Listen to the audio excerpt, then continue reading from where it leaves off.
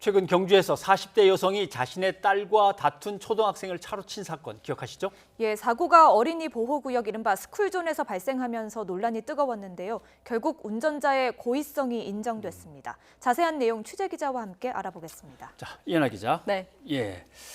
우선 이게 고의적으로 그런 것이냐, 이때 이제 큰 논란이 됐던 건데 그것부터 한번 좀 설명을 들어보죠. 네, 그렇습니다. 일단 지난달 25일에요. 경북 경주의 초등학교 인근 어린이 보호구역에서 발생한 사고입니다. 당시 41살 여성이 몰던 그 SUV 차량에 치여서 자전거를 타고 있던 9살 초등학생이 오른쪽 다리를 다쳤습니다.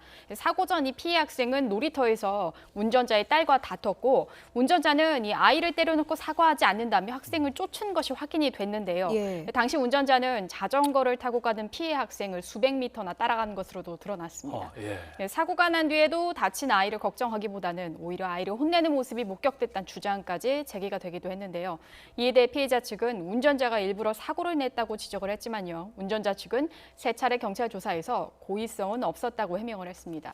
결국에는 이것을 국가수에서 사고 현장을 당시 이제 상황까지 재현을 하고요. 예. 그 운전자가 운전석에서 이 피해 학생을 볼 수 있었는지 등을 집중 확인을 했었습니다.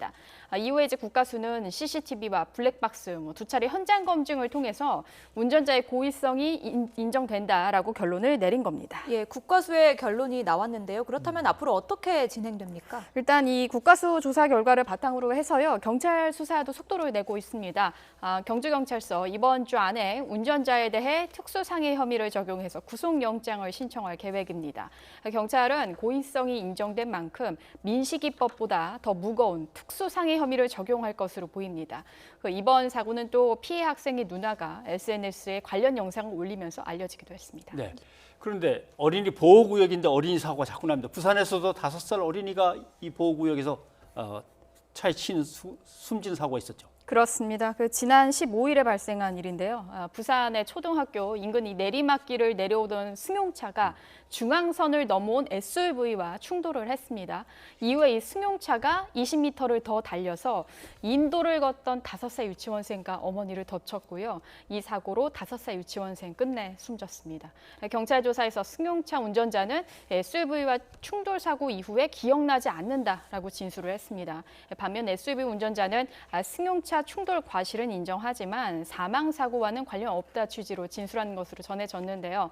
경찰은 국가수에 차량 블랙박스와 CCTV 분석을 의뢰했고 이 두 운전자를 추가로 불러 조사하고 있습니다.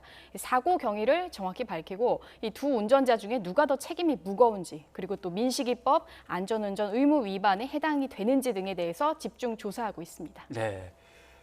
사고 당시 상황에 대해서 거짓 없이 빨리 진실이 얘기되고 규명이 되어야만 예. 우리가 유지하는 이 어린이 보호구역에 대한 각종 법안들 또는 법률들이 제대로 만들어진 건지 아니면 뭐 고칠 곳이 있는지 다음 작업을 할 수 있는 거니까요. 예. 수사가 잘 진행돼야 되겠습니다. 이 기자 수고했습니다.